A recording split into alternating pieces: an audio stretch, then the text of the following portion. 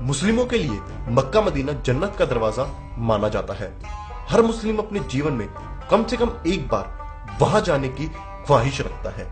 कहा जाता है कि वहां पर कुछ हिंदू रीति रिवाजों का पालन किया जाता है, तो कुछ लोग कहते हैं कि वहां भगवान शिव को कैद किया हुआ है। आइए जानते हैं मुस्लिमों के धार्मिक स्थल मक्का मदीना के बारे में। नमस्कार दोस्तों, मैं हूं खुशहाल राव और आप देख रहे हैं प्राचीन रहस्य। आज के इस एपिसोड में हम बात करेंगे मक्का मदीना से जुड़े कुछ रहस्यमय तथ्यों के बारे में। इस वीडियो या चैनल का उद्देश्य किसी भी धर्म, धार्मिक भावनाओं, विचार, जाति, वर्ग, समुदाय या व्यक्ति की भावनाओं को ठेस पहुंचाना नहीं है। यह वीडियो प्रख्यात प्रसिद्ध धर्म विशेषज्ञों से मिली जानकारी के आधार पर बनाया गया है। मक्का की आधारशिला आज से लगभग 1400 वर्ष पूर्व मोहम्मद पैगंबर साहब के द्वारा की गई थी। यह बाहर से देखने में एक चौकोर कमरा नुमा इमारत दिखाई देती है, जिस पर काला लिफाफा चढ़ा हुआ है। इसके चारों तरफ मस्जिद बनी हुई है, जिसमें हज के लिए आने वाले मुस्लिम जायरीन अल्लाह की इबादत करते हैं और अपने गुनाहों के लिए माफी मांगते हैं। आइए बात कर लेते हैं कड़वे सच के बारे में। संपूर्ण विश्व क्या, भारत के लोग ही यह कटु सत्य स्वीकार नहीं कर सकते कि इस्लाम ने हिंदू की आस्था माने जाने वाले असंख्य मंदिर तोड़े हैं और उनके स्थान पर उसी मंदिर के अवशेष से मस्जिदों का निर्माण करवाया। इस्लामिक विध्वंसक गतिविधियां इतनी प्रचंडता के साथ की जाती थी कि तक्षशिला विश्वविद्यालय और सोमनाथ मंदिर विध्वंस किए गए। इस्लाम नीति इस आधार पर रखी गई कि दूसरों के धर्म का अनादर करो और उनको नेस्तनाबूद और पवित्र स्थलों को खंडित कर वहां मस्जिद और मकबरे का निर्माण किया जाए। इस काम में बाधा डालने वाले जो लोग भी सामने आए, उन लोगों को मौत के घाट उतार दिया जाए, भले ही वे लोग मुस्लिमों को परेशान ना करते हों। मोहम्मद साहब और मुसलमानों के हमले से मक्का और मदीना के आसपास का पूरा इतिहास बदल दिया गया। इस्लाम एक तलवार पर बना धर्म था, है और रहेगा। इसका अंत भी उससे ही होगा। किंतु पीएनओके ने सिद्ध कर दिया है मकेश्वर शिवलिंग ही हजे अस्वद है। मुसलमानों के सबसे बड़े तीर्थ मक्का मकेश्वर महादेव का मंदिर था। वहां काले पत्थर का विशाल शिवलिंग था जो खंडित अवस्था में अब भी वहां है। हज के समय संगे अस्वद, संग अर्थात पत्थर, अस्वद अर्थात अश्वेत यानी काला कहकर मुसलमान उसे ही पूजते और चूमते हैं। द्वारिका शारदा पीठाधीश्वर शंकराचार्य स्वामी स्वरूपानंद सरस्वती का मानना है कि मक्का में मकेश्वर महादेव मंदिर है।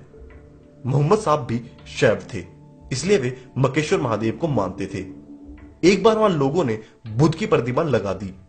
वह इसके बहुत विरोधी थे। माना जाता है कि भारतीय मूल के लोग बहुत बड़ी संख्या में यमन में आबाद थे, जहां आज भी श्याम और हिंद नामक किले मौजूद हैं। विद्वानों के अनुसार सऊदी अरब में मक्का में जो काबा है, वहां कभी प्राचीन में मुक्तेश्वर नामक एक शिवलिंग था, जिसे बाद में मकेश्वर कहा जाने लगा। मक्का के गेट पर साफ साफ लिखा था कि काफिरों का अंदर जाना गैर कानूनी है। कहा जा रहा है अब इस बोर्ड को उतार दिया गया है और लिख दिया गया है नॉन मुस्लिम का अंदर जाना मना है। इसका मतलब है कि ईसाई, जैनी या बौद्ध धर्म को मानने वाले भी इसके अंदर प्रवेश नहीं कर सकते। मुसलमान के पैगंबर मोहम्मद एक ऐसे विध्वंसक गिरोह का नेतृत्व करते थे जो धन और वासना के पुजारी थे।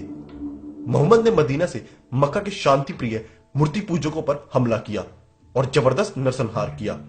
मक्का का मदीना से अपना अलग अस्तित्व था, किंतु मोहम्मद साहब के हमले के बाद मक्का मदीना को एक साथ जोड़कर देखा जाने लगा, जबकि मक्का के लोग जो कि शिव के उपासक माने जाते हैं।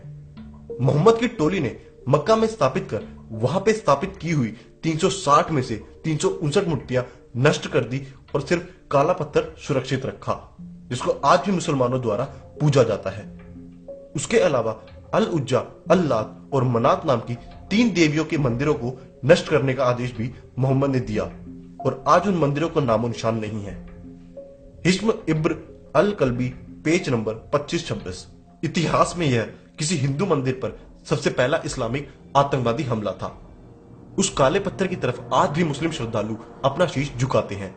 किसी हिंदू पूजा के दौरान बिना सिला हुआ वस्त्र या धोती पहनते हैं।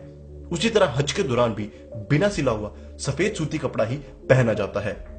जिस प्रकार हिंदुओं की मान्यता होती है कि गंगा का पानी शुद्ध होता है, ठीक उसी प्रकार मुस्लिम भी अबे जमजम के पानी को पाक मानते हैं। जिस तरह हिंदू गंगा स्नान के बाद उसके पानी को भरकर अपने घर लाते हैं, ठीक उसी प्रकार मुस्लिम भी मक्का के अबे जमजम का पानी भरकर अपने घर ले जाते हैं। यह भी एक समानता है कि गंगा को मुस्लिम भी पाक मानते हैं और इसकी आराधना किसी न किसी रूप में जरूर करते हैं। प्रख्यात प्रसिद्ध इतिहासकार स्वर्गीय पीएन ओके ने अपनी पुस्तक वैदिक विश्व राष्ट्र का इतिहास में समझाया है कि मक्का और उस इलाके में इस्लाम के आने से पहले मूर्ति पूजा होती थी। हिंदू देवी देवताओं के मंदिर थे। गहन रिसर्च के बाद उन्होंने यह भी दावा किया कि काबा में भगवान शिव का ज्योतिर्लिंग है। पैगंबर मोहम्मद ने हमला कर मक्का की मूर्तियां तोड़ी थी। यूनान और भारत में बहुतायत में मूर्ति पूजा की जाती रही है। पूर्व में इन दोनों ही देशों की सभ्यताओं का दूरस्थ इलाकों पर प्रभाव था। ऐसे में दोनों ही इलाकों के कुछ विद्वान काबा में मूर्ति पूजा होने का तर्क देते हैं। हज करने वाले लोग काबा के पूर्वी कोने पर जड़े हुए एक काले पत्थर के दर्शन को पवित्र मानते हैं, जो कि हिंदुओं का पवित्र शिवलिंग है। वास्तव में इस्लाम से पहले मिडिल ईस्ट में पीगन जनजाति रहती थी और वह हिंदी रीति रिवाजों को ही मानती थी। एक प्रसिद्ध मान्यता के अनुसार है कि काबा में पवित्र गंगा है, जिसका निर्माण महापंडित रावण ने किया था। रावण शिव भक्त था। वह शिव के साथ गंगा और चंद्रमा के महत्व को समझता था और यह जानता था कभी शिव को गंगा से अलग नहीं किया जा सकता। जहां भी शिव होंगे पवित्र गंगा की अवधारणा निश्चित ही मौजूद होती है। काबा के पास भी एक पवित्र झरना पाया जाता है। इसका पानी भी पवित्र माना जाता है। इस्लामिक काल से पहले भी इसे पवित्र आबे जमजम ही माना जाता था। रावण की तपस्या से प्रसन्न होकर भगवान शिव ने रावण को एक शिवलिंग प्रदान किया, जिसे लंका में स्थापित करने को कहा। बाद में जब रावण आकाश मार्ग से लंका की ओर जाता है, परंतु रास्ते में कुछ ऐसे हालात बनते हैं कि रावण को शिवलिंग धरती पर रखना पड़ता है। वह दोबारा शिवलिंग को उठाने का भरपूर प्रयास करता है, परंतु खूब प्रयत्न करने के बाद भी शिवलिंग उस स्थान से नहीं हिलता। वेंकटेश पंडित के अनुसार यह स्थान वर्तमान में सऊदी अरब के मक्का नाम स्थान पर स्थित है। सऊदी अरब के पास ही यमन नामक राज्य भी है, जहां श्री कृष्ण ने काल्यावन नामक राक्षस का विनाश किया था, जिसका जिक्र श्रीमद् भगवत पुराण में भी आता है।